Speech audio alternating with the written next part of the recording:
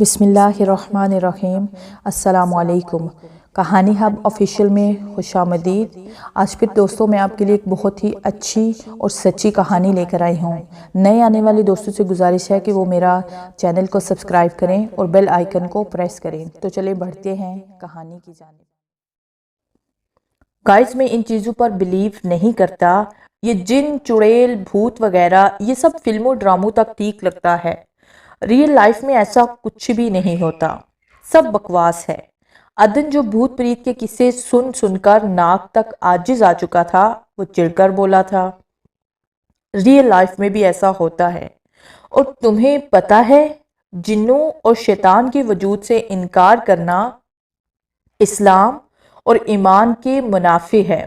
क्योंकि बाज़ लोग ये अकीदा रखते हैं कि जिन्नात कुछ नहीं बल्कि इंसानी जहन का गुमान है और कहते हैं कि जिन्नात का कोई खारजी वजूद नहीं। इस तरह की तमाम बातें अल्लाह के कलाम यानी कि कुरान पाक के अकायद के बरअक्स हैं। ये सब कुफ्र की बातें हैं।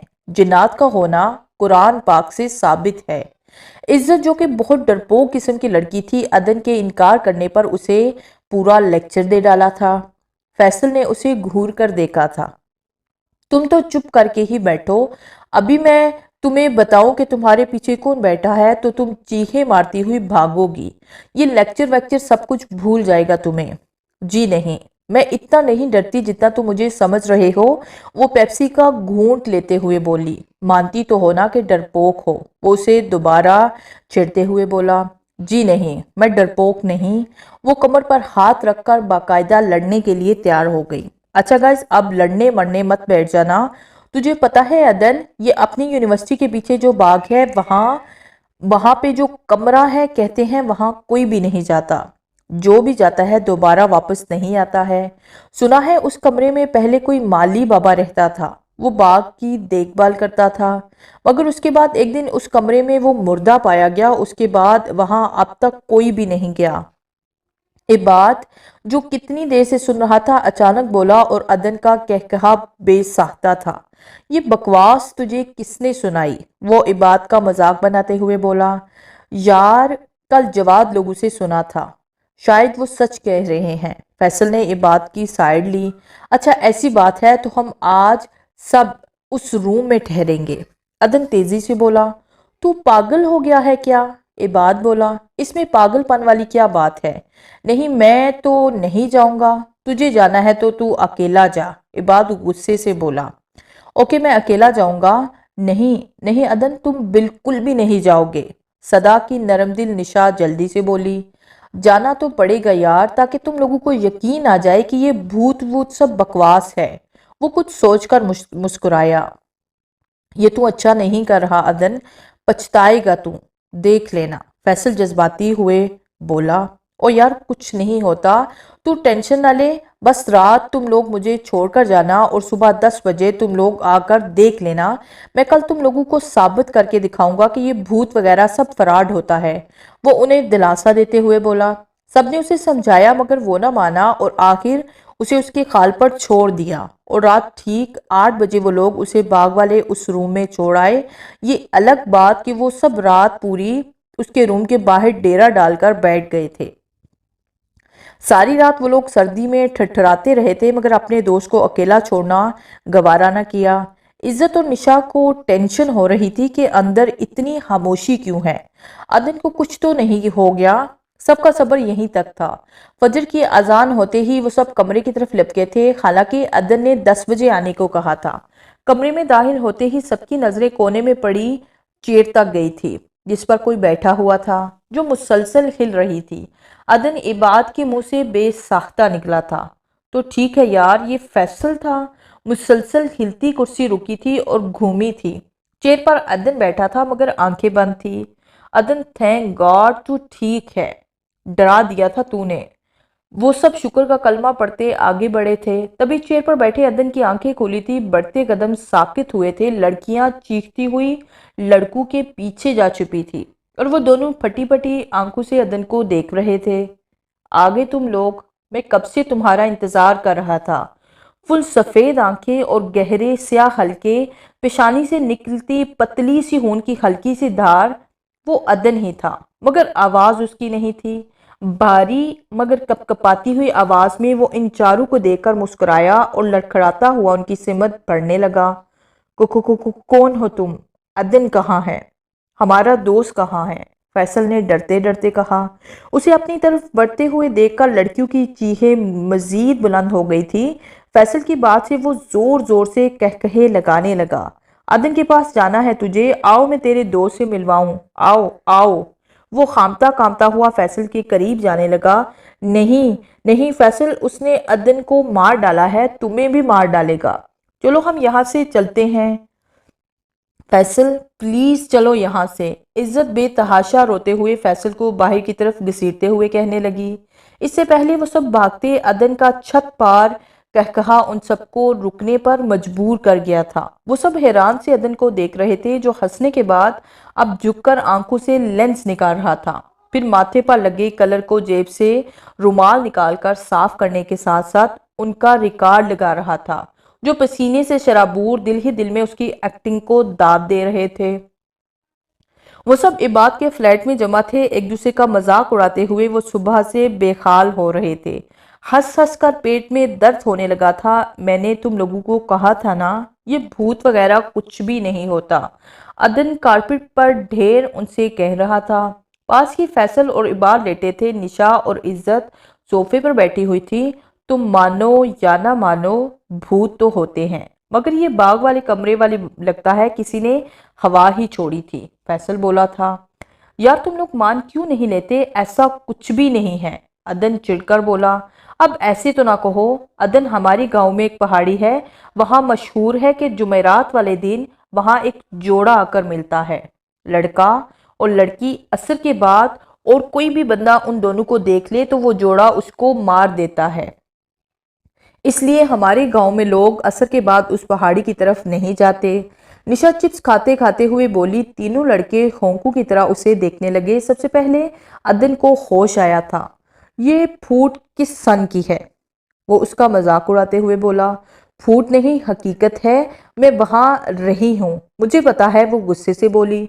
फिर वो भूत नहीं होंगे, कोई इंसान ही है जो वहां छुप छुप कर मिलते हैं और अफवाह फैला रखी है ताकि कोई उस जगह ना जाए, और वो भी दोनों आराम सुकून से मुलाकात करते रहें। इबाद टांके फैलाते हुए बोला था। हाँ हाँ, ये भी हो सकता है, मैंने तो यही सोचा है। फैसल ने ऐसे बोला। हो सकता है निशा सच कहती हो, इज्जत बोली थी। चलो फिर डन करो, छुट्टियां हो रही हैं और ये छुट्टियां हम निशा के गांव गुजारने वाले हैं, और इन दिन दोनों जो वहां मिलते हैं उनका बांडा पूरे गांव के सामने फोड़ना है। अदन पुरजोश अंदाज में बोला। हाँ यार, मज़ा भी आएगा। फैसल और इबाद भी रजामंद थे। मैं और इज्जत नहीं जा रही, समझे तुम?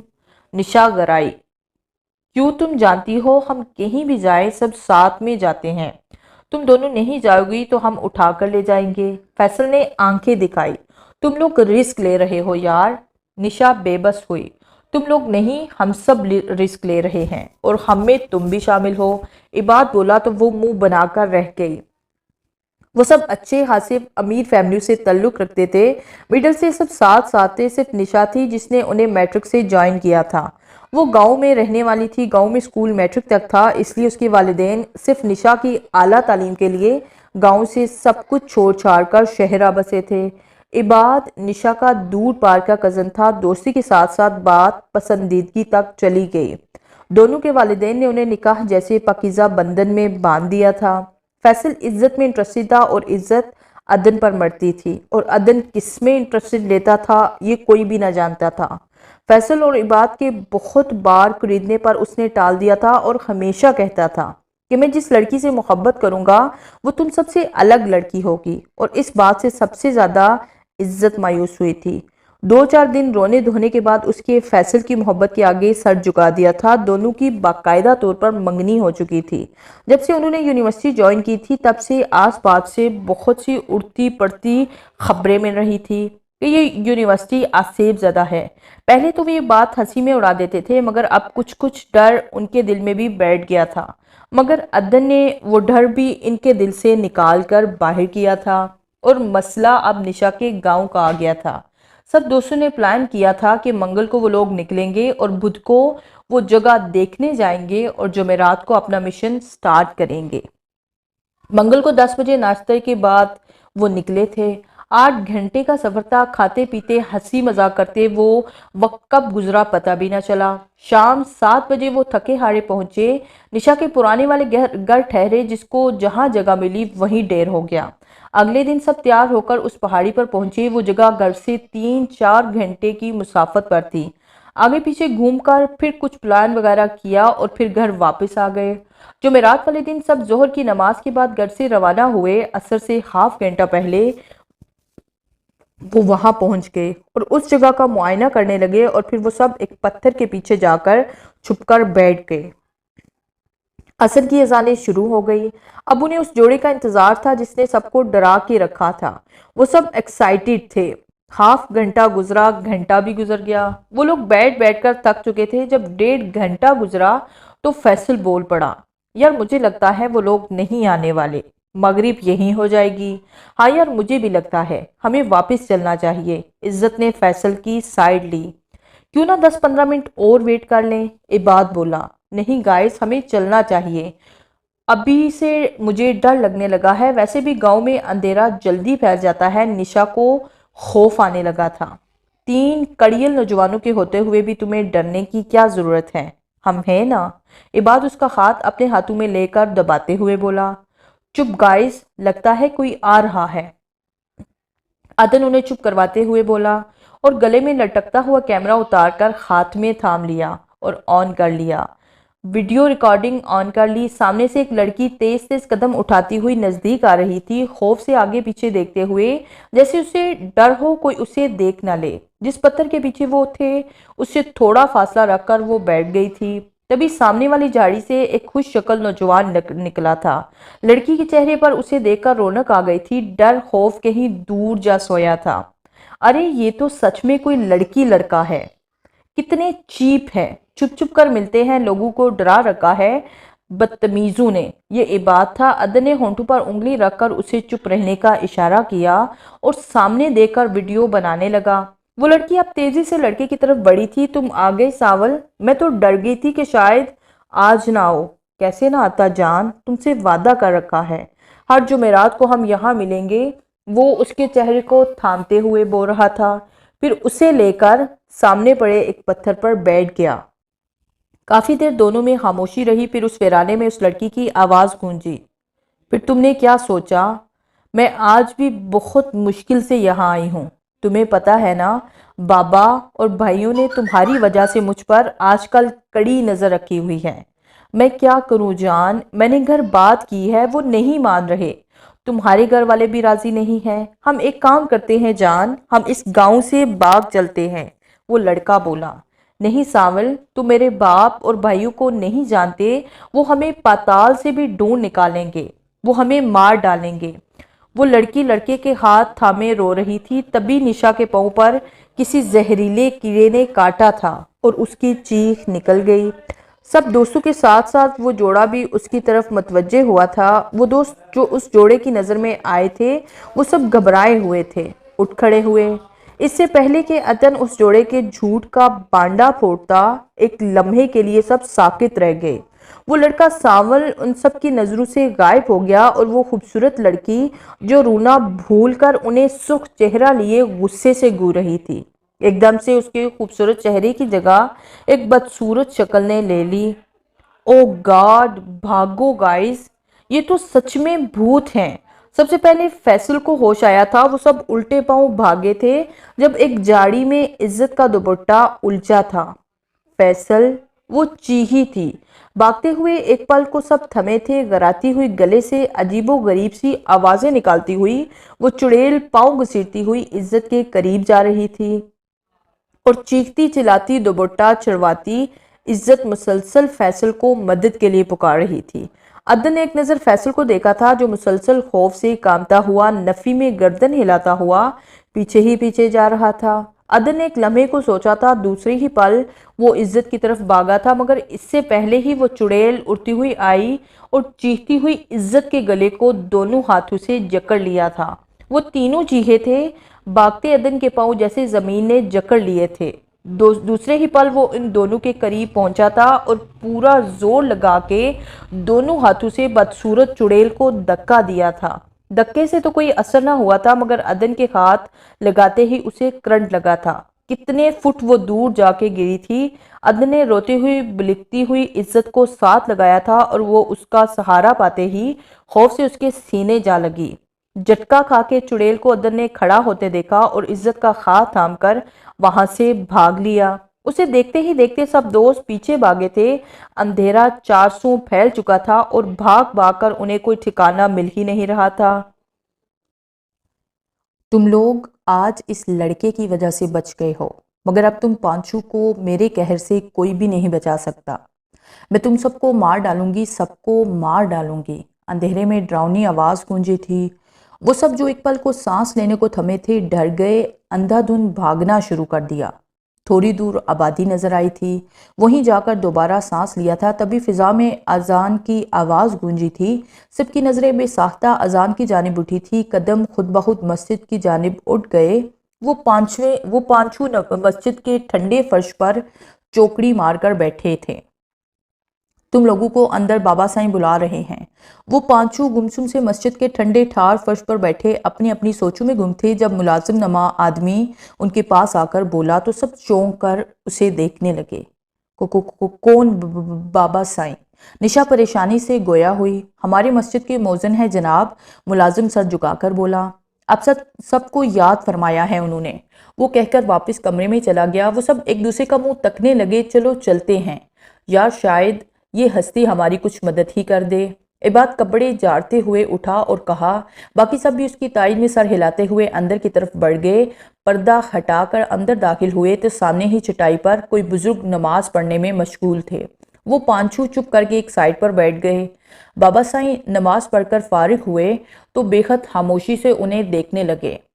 तुम लोग जानते हो तुम लोगों ने कितना बड़ा खतरा मोल लिया है। वो काफी देर उन्हें घूरने के बाद बोले तो वो सब हैरत से उनका मुंह देखने लगे कि ये सब उन्हें कैसे पता चला। तुम सबकी जानें खतरे में हैं। तुम लोगों को मशवरा किसने दिया था ऐसी मखलूकात से पंगा लेने को? वो सख्त गुस्से में थे। प्लीज बाबा साईं हमें बचा लें, आइंदा ऐसा कुछ नहीं होगा, हम वादा करते हैं। प्लीज हमारी मदद करें। निशा और इज्जत बाकायदा रोने लगी थी, जबकि वो तीनों शर्मिंदगी से सर झुकाकर रह गए। बाबा साईं लड़की को रोते हुए देखकर खामोश हो गए। कितनी देर वो सर झुकाए हुए बैठे रहे, फिर अदन को देखकर इशारे से पास बुलाया और वो घबरा सा उठा और उनके करीब नीचे जा बैठा। तुम जानते हो आज तुम इस तावीज की वजह से बच गए हो, वरना तुम्हें आज उस टाइम से कोई नहीं बचा सकता था। वो अदन से गोया हुए। किस तावीज की वजह से? वो हैरान होकर पूछने लगा। फिर उसे अपने बाजू पर बंधे उस तावीज का ख्याल आया जो बचपन में दादी माँ ने उसे बांधा था। तब वो बहुत बीमार था। दादी माँ ने न जाने कहाँ से वो तावीज लाकर उसे बांधा था और आज उस तावीज ने उसकी जान बचाई थी। अब क्या होगा बाबा साईं? क्या हम सुबह होते ही यहाँ से चले जाएं? वो परेशान हुआ था। नहीं, वो डायन अब तुम लोगों पर नजर रखे हुए है। वो तुम लोगों को गांव से निकलने ही नहीं देगी। अगर तुम चले भी गए तो फिर भी वो तुम लोगों को नहीं छोड़ेगी। जो भी उन्हें देख लेता है वो उन्हें मार कर ही दम लेती है। ऐसा क्यों करती है वो? कौन है वो? निशा बोली। बेटा पहले तो वो हम लोगों की तरह इंसान थी, इसी गांव की रिहायशी थी, हिंदू खानदान से ताल्लुक रखती थी, मुसलमान लड़के से मोहब्बत हो गई थी। हर जुमेरात को वो दोनों उसी पहाड़ी पर मिलते थे। एक दिन लड़की के भाई ने उसे देख लिया, लड़की को बहुत मारा और लड़के को वार्न किया, मगर वो दोनों बाज ना आए। भाइयों ने लड़की को एक कमरे में कैद कर लिया। एक रात वो वहां से आज़ाद हुई और लड़के के पास चली गई। दोनों ने गांव से भागने का प्लान बना लिया। उधर उसके भाइयों को पता चला, उन्होंने दोनों को पकड़ लिया। लड़के को तो उसी जगह गोलियां मारकर पहाड़ से नीचे गिरा दिया और लड़की को लेकर जाने लगे तो लड़की ने पहाड़ से कूदकर अपनी जान ले ली। मरते वक्त उस लड़की की आत्मा ने तय कर लिया था कि किसी भी प्यार करने वाले जोड़े को वो मिलने नहीं देगी। मरने के बाद इस डायन ने पहले अपने भाइयों को मारा, फिर बाप और बाकी खानदान को खत्म कर डाला। दोनों की रूहें अभी तक बेचैन हैं। हर जुमेरात को इसी पहाड़ी पर मिलती हैं और जो उन्हें देख लेता है वो उन्हें अपना दुश्मन समझ लेती हैं और मार देती हैं। बाबा साहिब बताकर खामोश हो गए। उन दोनों रूहों को कैसे शांति मिलेगी? इबाद बोला, बेटा इसका एक ही हल है। जिस पहाड़ से कूदकर उस लड़की ने जान दी थी उसकी दूसरी तरफ उन दोनों की लाशें पड़ी हैं। अगर कोई ढूंढकर उन्हें जला डाले तो उन रूहों को शांति मिल सकती है। ठीक है, हम सुबह होते ही उन लाशों को ढूंढकर जला देंगे, फैसल पुरजोश होकर बोला। ये इतना आसान काम नहीं है बेटा। इस मस्जिद से बाहर निकलते ही वो तुम सबको मार डालेगी। बाबा साहिब बोले तो वो सब परेशान हो गए। बाबा जी ने अपने मुलाजिम को आवाज दी और वो बाबा जी का संदूक लेकर आया। बाबा ने उसे खोलकर उसके अंदर से कुछ निकाला और उन्हें देने लगे। ये तुम सब अपने अपने गले में डालो, चाहे जो मर्जी हो जाए, तुम इस तावीज़ को अपने गले से बिल्कुल भी नहीं उतारोगे। जब तक पहने रखोगे उस डायन से बचे रहोगे। जिस दिन उतार दिया उस दिन मारे जाओगे, बाबा साहिब ने कहा, और वो सब चुपचाप तावीज़ लेकर पहनने लगे। तुम सब में से कोई एक है जिसके हाथों उन शैतानों की मौत लिखी है। बुध वाले दिन तुम लोग मुझसे आकर मिलोगे, मैं तुम्हें उन लाशों का ठिकाना बताऊंगा और जुमेरात को तुम लोगों ने उसका खात्मा करना है। बाबा जी ने उन्हें समझाया तो वो इस बात में सर हिलाने लगे। अब तुम लोग सो जाओ, सुबह अपने घर चले जाना और याद रखना इस गांव से बाहर निकलने की गलती बिल्कुल भी मत करना। बाबा जी बोले तो वो चुपचाप वहां से उठ गए। अगले दिन वो सब अपने घर चले गए। ये उससे अगले दिन की बात है, जब सुबह वो जॉगिंग के लिए तैयार हुए। अदन को जगा जगा कर वो टस से मस न हुआ। तब वो सब उसे सोता हुआ छोड़कर चले गए। ये 3 घंटे बाद की बात है। 8 बज रहे थे जब घर का दरवाजा जोर जोर से धड़धड़ाया जाने लगा। बमुश्किल अदन ने आंखें खोलकर आगे पीछे देखा तो उसे कोई भी नजर ना आया। उसे याद आया सब जॉगिंग करने के लिए गए हैं। आंखें मलते हुए वो उठ बैठा। जमाई लेने के लिए मुंह खोला ही था जब दरवाजा फिर बजा था। वो झुंझलाता हुआ उठा था, दरवाजा खोला तो सामने बाबा साहिब खड़े थे। वो पहले परेशान हुआ, थोड़ा हैरान भी हुआ। वो जानता था कि बाबा साहिब कभी अपने हुजरे से निकले ही ना थे, फिर उसके घर कैसे आ गए? अरे बाबा जी, कोई काम था तो मुझे बुलवा लिया होता, खुद क्यों आ गए? वो खुश दिली से बोला, बस बेटा काम था मुझे तुमसे, फिर मुझे ही आना पड़ा। वो मुस्कुराए, आए बाबा जी अंदर आइए ना। वो कहते हुए रास्ते से हटा और बाबा साहिब अंदर चले गए। अदन ने आगे बढ़कर उन्हें कुर्सी पेश की तो बाबा साहिब उस पर बैठ गए। बाबा जी क्या लेंगे आप? वो आजी से बोला। शुक्रिया बेटा, बस मुझे तुमसे छोटा सा काम था। बाबा जी कहें ना, बल्कि आप हुक्म करें। बेटा जी, मैंने जो तुम्हें तावीज़ दिया था वो तुम अपने पास ही रखो, मगर जो तावीज़ तुमने बाजू पर बांध रखा है वो मुझे दे दो। दरअसल मेरे पास एक जरूरतमंद आया है, उसे देना है। वो बोले तो अदन ने सर असबात में हिलाया और बाजू से तावीज़ उतार कर बाबा जी के सामने टेबल पर रख दिया। अच्छा बेटा, अब मैं चलता हूँ। बाबा जी मुस्कुराए और टेबल पर पड़े तावीज़ को देकर बोले। अदन भी झुककर बाबा जी के घुटने छूने लगा। थैंक यू बाबा जी, आपने मुझे इस काबिल समझा। वो बोलते हुए उठा और दूसरे ही लम्हे सुन रह गया। बाबा जी की जगह अब उस डायन ने ले ली थी। अदन के देखने पर वो कहकहा लगाकर हंसी और अदन को उठाकर सामने दीवार पर दे मारा। एक पल तो अदन को लगा था जैसे जिस्म की तमाम हड्डियां तरतराते हुए टूटी हों। वो उठने की कोशिश करने लगा जब डायन ने वहीं खड़े खड़े हाथ लंबा करके अदन को गर्दन से पकड़कर अपने सामने कर लिया। दोनों हाथों से गला दबाते हुए जोर जोर से कहकहा लगाने लगी। ठीक उसी वक्त हंसते मुस्कुराते हुए सब दोस्त वापस आ गए थे, मगर आगे का मंजर देखकर दंग रह गए। फैसल के जहन में आइडिया आया। अपने गले से तावीज उतारकर सामने कहकहे लगाती हुई डायन की तरफ उछाला तो वो अदन को छोड़कर कई फुट दूर जा गिरी। अदन खांसता हुआ सीधा हुआ और सामने गिरा तावीज उठा लिया। मैं तुम सबको मार डालूंगी, तुम में से किसी को भी नहीं छोड़ने वाली, सबको खत्म कर दूंगी। वो डायन कहते हुए उनकी नजरों के सामने से गायब हो गई। वो सब अदन के करीब चले गए। तू पागल तो नहीं हो गया अदन? तेरा बाबा जी वाला तावीज कहाँ था? इबाद गुस्से से बोला। वो तो रात सोते वक्त उतार दिया था, अभी सो रहा था। दरवाजा खटखटाने की आवाज पर उठा तो अदन ने अपने ऊपर बीती तमाम कहानी उन्हें सुना दी। ये उससे अगले दिन की बात है। रात 12 बजे सब सो रहे थे। फैसल, इबाद और अदन तीनों एक रूम में, जबकि इज्जत और निशा दूसरे रूम में थी। प्यास से इबाद की आंख खुली थी। आसपास देखा तो अदन और फैसल बेसुध पड़े थे। बगैर आवाज पैदा किए वो बिस्तर से उठा और किचन की तरफ चला आया। पानी पीकर वापस कमरे की तरफ बढ़ा, मगर सहन में सीढ़ियों पर बैठी निशा को देखकर ठटक कर रुक गया। निशा, तुम यहाँ क्या कर रही हो? वो भी इतनी रात गए? वो हैरान होकर उसके करीब चला आया और निशा से पूछा। निशा देखकर घबरा सी गई। इबाद, वो मैं मुझे नींद नहीं आ रही थी, इसलिए यहाँ चली आई। निशा, पागल, नींद नहीं आ रही थी तो मुझे जगा लेती या इज्जत को साथ लेकर आती, वो बोला। दरअसल इबाद, तुम भी सो रहे थे, इसलिए आज इज्जत भी जल्दी सो गई तो मैंने उसे जगाना मुनासिब नहीं समझा, वो सर झुकाकर बोली। तो पागल, मुझे जगा लेती ना। रियली, मैं बिल्कुल भी माइंड ना करता, वो मुस्कुरा दिया और टांगे फैलाकर उसके साथ बैठ गया। क्या हुआ, खामोश क्यों हो? कोई जवाब ना पाकर वो बोला। हम घर कब जाएंगे बात? वो उसे देखते हुए बोली। इंशाल्लाह जुमे को हम अपने अपने घरों में उस वक्त सो रहे होंगे। मुझे भी मम्मा बहुत याद आई हैं, पता है। इस दफ़ा आते हुए मम्मा ने कहा था हमारे वापस आते ही वो हमारी शादी की डेट फाइनल कर देंगे।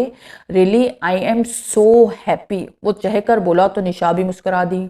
चलो अब अंदर चलें, वो बोली और उठकर खड़ी हो गई। अंदर जाने को मुड़ी थी तभी बाद ने उसका हाथ पकड़ लिया। निशा, सुनो। तो वो शर्मा गई। कंधों से पकड़कर जब चेहरा सामने किया तो दंग रह गया। वो निशा ना थी। निशा की शक्ल डायन ने ले ली थी, जो गुस्से से इबाद को घूर रही थी। तुम्हारी हिम्मत कैसे हुई मेरा हाथ पकड़ने की? सांवल की जगह लेने की कोशिश की कमीने, वो इबाद का सर पकड़कर दीवार से मार रही थी। इबाद की चीखें पूरे घर में गूंज रही थी और हैरत अंगेज तौर पर घर में मौजूद उसके किसी भी दोस्त के कानों में उसकी आवाज न पहुंची थी। 2 दिन से निशा किसी से भी संभल नहीं पा रही थी। संभल तो वो तीनों भी नहीं रहे थे। इतना बड़ा हादसा कभी सोचा भी ना था। हंसता बसता इबाद एक दिन यूं छोड़ जाएगा। घर वालों को भी वो ना बता सके कि अगर बता देते तो वो सब यहीं चले आते और इन सब की जान भी खतरे में पड़ जाती। इसलिए बाबा जी के मशवरे पर नमाज जनाजा पढ़कर उसे दफना दिया गया। और अब निशा की एक ही रट थी, कहीं से भी मुझे इबाद ला कर दो। और आज तो हद ही कर दी थी कि अभी घर जाना है, इसी वक्त जाना है। दुखी तो वो सब भी थे, मगर बाबा जी ने मना कर रखा था तो क्या करते। अदन से जब निशा की हालत देखी ना गई तो सब छोड़ छाड़ कर वो भी जाने को उठ खड़ा हुआ। पीछे डरे सहमे फैसल और इज्जत भी सामान लिए चले आए। सामान जीप में रखा और सफर स्टार्ट हो गया। जब वो गांव से निकले तो दिन के 3:30 बज रहे थे और अब जब वो गांव क्रॉस करने वाले थे तो 5 बजने वाले थे।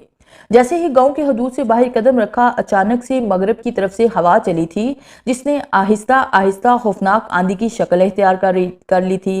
अपनी अपनी सीटों को मजबूती से थाम लो, कोई भी नीचे ना उतरेगा, ड्राइविंग सीट पर बैठे हुए अदन ने चिल्लाकर कहा था। सिर्फ 10 सेकंड का तूफान था और मिनटों में थम भी गया। थैंक गॉड हम लोग बच गए। ये भी लगता है उसी डायन का वार था, फैसल बोला था, मगर अगले पल इज्जत जी ही थी। ओ गॉड, निशा, निशा कहाँ गई? वो दोनों भी मुड़कर पीछे देखने लगे। अभी तो यही थी मेरे साथ ही, कहाँ गई? इज्जत बाकायदा रो पड़ी थी। वो दोनों जीप से निकल आए, आगे पीछे देखा, हर जगह देख लिया, मगर निशा को मिलना था और ना ही मिली। आवाजें दे देकर गले बैठ गए थे, मगर निशा कहीं होती तो मिलती ना। मगरिब से इशा हो गई मगर निशा ना मिली। थक हार कर वो लोग एक छोटे से गार में बैठ गए। ये निशा की आवाज है ना? तुम लोगों ने सुना? उन्हें बैठे हुए अभी थोड़ी ही देर गुजरी थी जब इज्जत बोली, तो वो दोनों चौंक कर उसे देखने लगे। हमें तो कोई आवाज सुनाई नहीं दी, फैसल बोला। मैंने सुना फैसल, वो मुझे आवाज दे रही है, मेरा नाम लिया उसने, शायद वो रोते हुए मुझे पुकार रही है। इज्जत बैठे उठ खड़ी हुई। तुम्हारा दिमाग खराब हो गया है इज्जत, हमने कुछ नहीं सुना, चुप करके बैठी रहो, आगे ही बहुत परेशानियां हैं, अदन गुस्से से बोला और इज्जत का हाथ पकड़कर नीचे बिठा लिया। मेरा यकीन करो अदन, मुझे अभी भी उसकी आवाज सुनाई दे रही है, वो रो रही है, मुझे बुला रही है। वो सिसक उठी। अदन होंठ भींचकर उसे देखने लगा। ऐसा कुछ भी नहीं इज्जत, तुम्हें वहम हुआ है। अदन प्लीज मेरी एक बार मुझे बाहर जाने दो, मेरा यकीन करो वो मुझे बुला रही है, मेरा वहम नहीं, ये मेरा यकीन करो प्लीज। वो फूट के रो पड़ी। ओके ठीक है चलो अदन, उसका हाथ थामकर उठ खड़ा हुआ। अदन ये क्या कर रहा है तू यार? फैसल उसे रोकते हुए बोला। एक दफा देख लेने में क्या हर्ज है, वो बोला। ये पागल हो गई है और तू इसकी बातों में आ रहा है, खुद भी मरेगा और हमें भी मरवाएगा, वो गुस्से से बोला। तू यहीं बैठ यार, हम बस थोड़ा सा ही आगे जाएंगे, जल्द वापस आ जाएंगे। अदन उसे तसल्ली देते हुए बोला, हाँ मुझे मरने के लिए अकेला छोड़ दो, मैं भी साथ चलूंगा। वो बोला तो वो तीनों बाहर निकल आए। अदन ने अपने मोबाइल से टॉर्च रोशन की और आगे पीछे मारने लगा।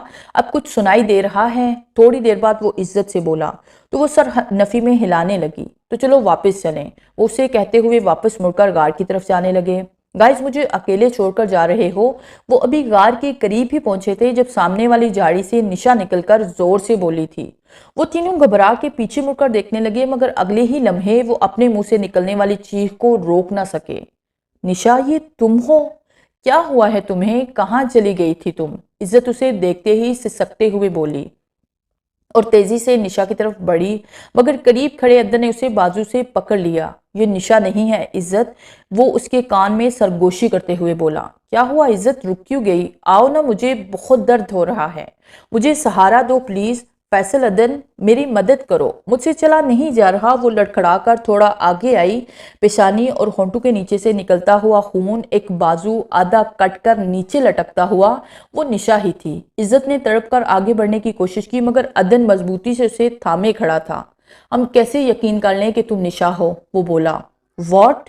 अदन, मैं निशा हूं, आई स्वेर, मेरा यकीन करो, मैं तकलीफ में हूं। कैसे दोस्त हो तुम? वो रोते हुए बोली। अदन, क्या पता ये बाकी निशा हो, हमें इसकी मदद करनी चाहिए, खौफ से कांपता हुआ फैसल बोला। अगर ये निशा है तो फिर सबूत दे, यकीनन ये वही कमीनी चुड़ैल होगी, मुझे यकीन है हमें धोखा दे रही होगी। वो बोला।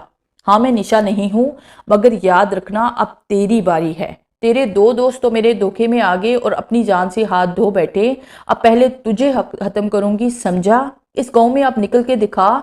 तो सामने खड़ी रोती निशा की जगह अब उस बदसूरत डायन ने ले ली थी। अगले दिन वो सुबह होते ही बाबा सिंह के पास चले गए। बाबा जी ने इन तीनों की ठीक ठाक क्लास ले डाली। क्या जरूरत थी गांव से बाहर जाने की? और जब मैंने मना किया था तावीज गले से उतारना ही नहीं, तो फिर तुम लोगों ने क्यों उतारा? दो दोस्त तो तुम लोग गंवा चुके हो, बाकी जो तीन रहते हो ना, वो भी जल्द ही खत्म हो जाओगे। बाबा जी वाकई गुस्से में थे।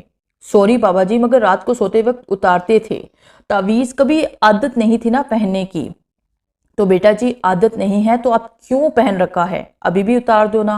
बाबा जी मजीद जलाल में आ गए। अदन ने उसे चुप रहने का इशारा किया और बाबा जी से बोला, बाबा जी कुछ बताएं, अब हमें क्या करना चाहिए? आज बुध है, कल जुमेरात का दिन है। कल तुम लोग सुबह सवेरे निकल जाना उस पहाड़ की तरफ, वहां ढेर सारे गार ही गार हैं। तुम लोगों को हर गार को चेक करना होगा। उन सब गारों में से एक गार ऐसा है जिसमें उस जोड़े की लाशें पड़ी होंगी। तुम लोगों को किसी भी तरह आग जलाकर उन लाशों को आग में डालना होगा। लाशें आग पकड़ते ही वो जोड़ा भी हमेशा के लिए खत्म हो जाएगा। अगली सुबह वो लोग 10 बजे ही वहां से निकल आए। जीप में 1 गैलन केरोसिन रखा। तीनों ने अपने पास अलग अलग माचिस भी रख ली। बकुल बाबा के उस टाइन ने रास्ते में बहुत सी रुकावटें भी डाली थी। ठीक ठाक चलती गाड़ी कभी रुक जाती। चलाने पर यूं महसूस होता जैसे बहुत ज्यादा वजन डाल दिया गया हो। कभी टायर पंक्चर हो जाता। वो ठीक करते तो आगे जाकर गाड़ी का फ्यूल खत्म हो जाता, मगर वो लोग हारे नहीं थे। 12:30 बजे वो उस पहाड़ी पर पहुंचे और गार की तलाश जारी कर दी।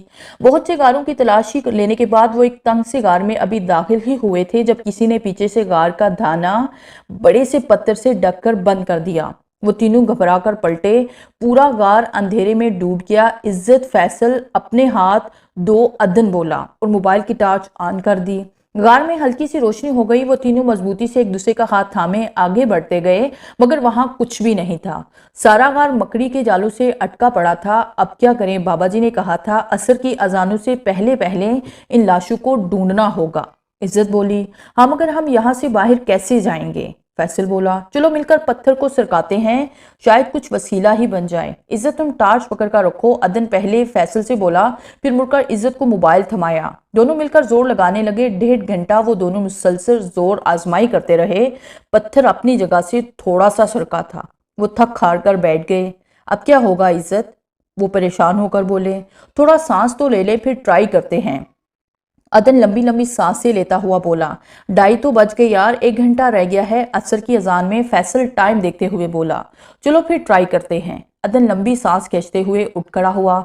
अगले पौने घंटे में पत्थर इतना सड़का कि उनमें से एक ही बंदा बमुश्किल निकल पाता। एक एक करके वो तीनों बाहर निकले तो हर तरफ गहरा सन्नाटा था। वो तीनों आगे बढ़कर बचते गारों की तलाशी लेने लगे। तभी जोर जोर से हवाएं चलने लगी थी। इन तीनों ने मजबूती से एक दूसरे के हाथ थाम लिए। आंधी जोरों की आई थी। आसपास का सारा कचरा इकट्ठा होकर किसी इंसान की शक्ल अख्तियार करने लगा। जब आंधी रुकी तो उन्होंने देखा सामने डाइन खड़ी थी, जोर जोर से कहकहे लगा रही थी। तभी उसकी आंखों से तेज रोशनी निकली और पहाड़ के ऊपर बड़े बड़े से पत्थर पर जा गिरी। पत्थर के ऐन नीचे वो तीनों खड़े थे। पत्थर लड़खड़ाता हुआ तेजी से नीचे की तरफ आया। अदन ने फैसल और इज्जत को धक्का देकर खुद भी दूसरी तरफ छलांग लगा दी। पत्थर उन तीनों पर गिरने की बजाय गार के बंद दाने पर पड़े पत्थर पर जा गिरा। गार के दाने पर पड़े पत्थर हट गया और गार का दाना खुल गया। सामने ही दो लाशें पड़ी थी, बल्कि अजीबोगरीब दो ढांचे थे जिन्हें देखते ही बदन में कपकपी तारी हो जाती। अदन लाशें मिल गई तो कि एक काम कर, इस डाइन को संभाल, मैं गाड़ी से केरोसिन निकाल कर लाता हूँ। फैसल चिल्लाकर भागा और गाड़ी से केरोसिन निकालने लगा। इज्जत आसपास से जाड़ियां गट्ठी करने लगी। वो डाइन उड़ती हुई उस गार के दाने पर जा खड़ी हुई और कुछ पड़कर जमीन की तरफ फूंका तो बड़े बड़े सांप और बिच्छू रेंगते हुए आने लगे।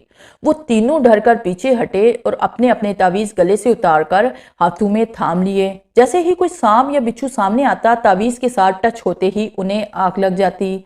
डाइन अपना वार खाली देकर गराई और फिजा में हाथ बुलंद कर लिया। हाथ बुलंद करते ही उसके हाथ में एक लंबा सा नोकीला सुरैया नमा लोहा आ गया। उसने पूरी ताकत के साथ सामने खड़े अदन की तरफ फेंका। फैसल ने देखा अदन अपने ध्यान में करीब आते बिच्छू को खुद से छुड़वा रहा था। वो तेजी से आगे आया, अदन को धक्का देकर पीछे की तरफ हटाया। लोहा अदन की बजाय उसके सीने को चीरता हुआ दूसरी जानिब निकल गया। फैसल, अदन और इज्जत मिलकर चीखे थे। अदन एक ही जंप में फैसल के पास था। गिरते हुए फैसल का सर अपने शाने से लगाया। फैसल, तुझे कुछ नहीं होगा, देख हिम्मत मत हार, मैं हूं ना, वो सब ठीक कर दूंगा। चल हिम्मत कर, गाड़ी में बैठ, उस डाइन को फिर देख लेंगे। अदन, मुझे छोड़, इज्जत को संभाल। फैसल ने पीछे की तरफ इशारा किया और अदन पीछे की तरफ मुड़कर देखने लगा। वो डाइन अब इज्जत को घसीटते हुए झाड़ियों में ले जा रही थी और इज्जत जोर जोर से चिल्लाकर उसे मदद के लिए बुला रही थी। जा अदन, प्लीज जा, इज्जत को बचा, मैं तेरी तरह बहादुर नहीं हूँ। फैसल अपनी परवाह किए बगैर बोला। अदन उसका सर जमीन पर रखकर तेजी से उठा और करीब पड़ी फैसल की लाई हुई केरोसिन लेकर गार की तरफ भागा। गार में पड़े ढांचों पर ढक्कन खोलकर अच्छी तरह डालकर जीप से माचिस निकाली। तीली निकालकर जैसे ही आग लगाने लगा, तभी गार के धाने पर उस डाइन का चेहरा नमूदार हुआ। अदन ने हाथ में पकड़े तावीज को सामने करके उस डाइन को गार में दाखिल होने से रोका और दूसरे हाथ से आग जलाकर ढांचों में फेंक दी। पूरी गार चीखों से गूंज उठी, जैसे बहुत सी चुड़ैलें मिलकर बैन कर रही हों। ढांचे जलकर राख हुए और एक बार फिर आंधी तूफान आया और सारी राख उड़ा कर ले गया।